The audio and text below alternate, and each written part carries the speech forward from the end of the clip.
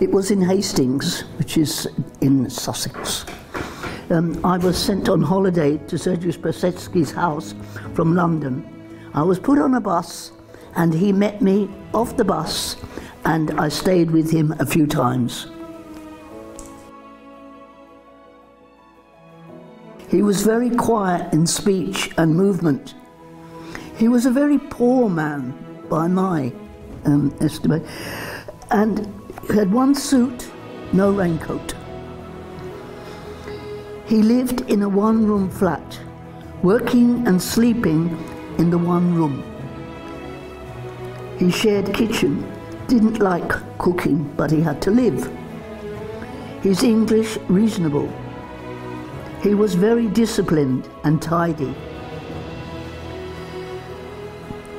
He was organized in terms of his house and his daily life.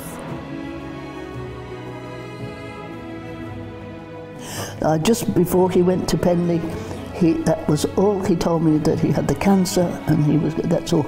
I knew nothing about family or anything. It was in the notes there. The first time I heard was from Mr. Demmer. He was very serene, and he kept writing. He was still writing. He had a little room there with a table, and he just spoke very candidly that he was going to die.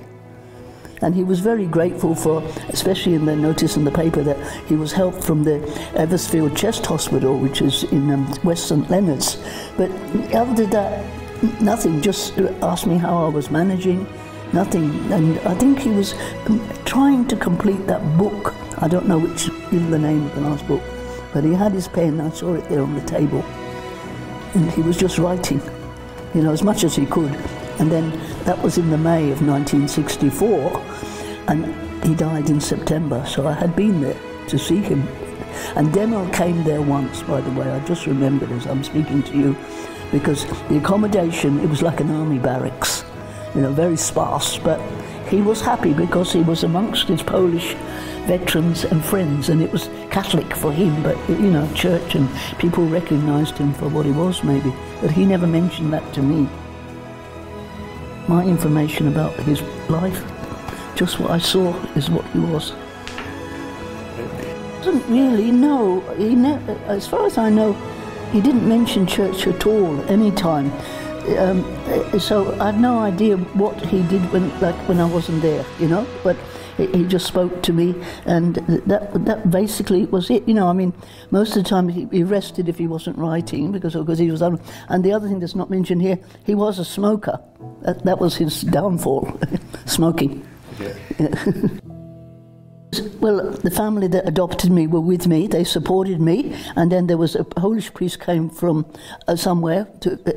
He must have known, and then the parish priest of the church I was in Hollington, Canon Cox, and just a few people. It was a very quiet occasion, and then they took him to the cemetery, and we buried him. And a few people came back to the house for a cup of tea. End of story. All those people. Well, in the notice it mentions one man. I had no idea who he was. You know, it's all in here. There's a mention of a man. You may know him, but he didn't approach me at all. You know, but whoever put the piece in the paper must have known this man, and he said a good friend from London, but maybe he was from the publishers. I don't know. Basically, he died in 1964, and I was living with my adopted family, and I was working in an office, and I was studying to be an accountant, and that's what I wanted to do. Night school in those days was free, but you had to travel. Anyhow, in the meantime, I had already been thinking about being a sister, and then in this Canon Cox, who was at this funeral, he brought us to Ladywell here in about end of 1966, 1967, I can't remember. But anyhow, I met with the General of the Order, who's passed. Her gravestone is in burial is in the chapel there. And she said to me, the first question was, when are you coming? And I'm looking around, I've never been here before, when are you coming? You know, as if she knew that I was going to come. And I said, well, I'm working at the moment, so I have to hand in. I came, and then I came in January. They had a retreat, and then again Mother Frances said to me, when are you going to join? And I again said, I will terminate my work. So I gave him my notice in May, and I joined on the 7th of June 1967. Okay. So that's nearly 55 years ago. It's short, not quite there yet, but kind of there. And then I entered the convent, and I had the usual preparation that we do in the convent, novitiate, and then I had studies.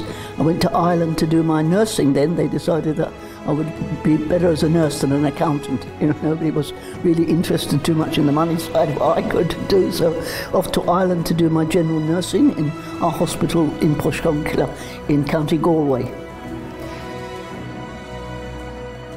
When he died, he had that one-room flat, and everything that was in there, well, furniture probably was there in the house, but he had a whole cupboard full of books, where most of them were in Polish or other. There was one that I think might have been in English, but I kept one book and the pen and the typewriter. But other to that, I transferred everything over to Mr. Demel's home in the Old Town. I got somebody to help me, because there were a lot of books and different things. I mean, like cutlery and all that stuff, I gave it away to him. You know, like St. Vincent de Paul or something, whatever was available at that time. And the one suit I took over to Nazareth House in Bexhill, and I gave it to the sisters there because they had an aged care home. So, and I thought maybe some old man could wear it, because it was in good condition. He only wore it once or twice a year when he went to meet the publishers. Otherwise, he just wore very ordinary clothes, you know, and those I also gave away. But when he died in Penley, he had the clothes there, so I didn't collect any clothes. Anyhow, I've lost my train of thought now because I ran away. Anyhow, no, I didn't actually get around to reading his books, because I entered the convent and I had looked through the last book, but I couldn't understand the background fully of what he was writing. It was, you know, he was a good writer, I think, because, you know, he just did it all the time. So then afterwards I had to send the book back to Mr. Demel, the typewriter, the book and the pen, and some legal documents, but I had it done through a solicitor because I couldn't deal with Demel myself, because I thought, well, I haven't got any authority. So I had a solicitor in Hastings who worked in Eastbourne, dealt with all of that and got it figured. But I had to take the typewriter and the pen and the book, pack it up in the convent. That went over to Italy in 1971, 70, yeah, something like that, because I was over in another convent doing further studies. So I can't speak anything, nothing. He died, nobody contacted me except when I wrote to Demel in 2013, and he sent this as a postcard back saying, I am old, 92 years of age, I have ischemic heart disease, I have handed everything over to be, and that was a revelation to me. I had no idea he had a son and a daughter. Okay. And he said, this is what I've done. And no more communication. Yeah. Nothing. I don't even know if, well, he's probably dead now, Demel, 92, it was 2013, so unless he's very lucky, he's looking down at us today thinking, well, at least God has blessed Piasecki's posterity and he's being returned to his homeland. Because, like I say, he was they were always talking about books and literary affairs and, you know, everything before, I mean, when he lived in Hastings, but I really don't, you know, like I say, I don't know very much about, like I say, nobody until yourselves through the website contacted me, and it's just historical that when I went home for my adopted mother's funeral, I found that envelope in the drawer, because I didn't actually take it with me to the convent, but I took it from the drawer because I knew that they would not understand what this was all about. So I have kept it ever since then.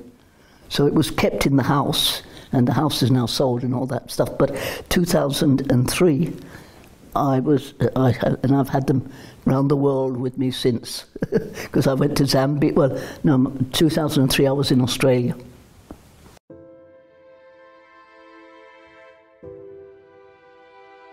I feel that is his rightful place. That was his homeland. He fought for that liberation, and you got it. And you've got a man in charge of the country now who is willing to acknowledge Piasecki in his role as literary Elijah, living in exile, because it sounds from what I've heard that he was living in exile. And when he went back to Penley, he managed to meet some of his friends. I don't know whether he knew anybody there or not. The sister who I spoke to and he died didn't say anything about him being friendly with anybody. Anyhow, he died there where he was happier, maybe speaking his own language, because he didn't know many Poles, I don't think, in Hastings. Not that I know, you know. You know, I didn't know much about him. And so I'm not sure that I will be going to Poland. I'm very grateful, but I don't think I have done my bit now. I buried him, and I made sure that you know about the grave, and you have found it, and the family know, and if his son is still alive, they can go because they're related. I just happened to be providentially in the right place at the right time. You had a radio. Chcieliśmy bardzo podziękować za spotkanie i przekazać książkę. O, dziękuję bardzo. Yeah. Angielski. O. I Ringraf z matką. O. Got it. Just stay.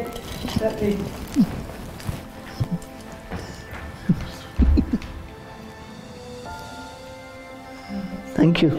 Dziękuję bardzo. Thank you very much. That's one of the Matka Boska Częstochowska. Stochowska. A, nie, pamiętam trochę.